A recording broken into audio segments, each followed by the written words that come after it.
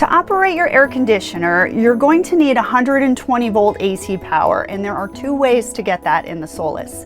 You either can run your generator or you need to be plugged into shore power. So to run the air conditioner, you've got two knobs to control it. One is the knob that's gonna say low fan, low cool, high cool, and the other is the temperature control knob. Blue is gonna make it colder and red is gonna make it warmer. So once your air conditioner is running, you can control the airflow with these louvers that are in the front and the back of the air conditioner, and these two black knobs here adjust them. And then you also have these directional vents you can set for airflow too.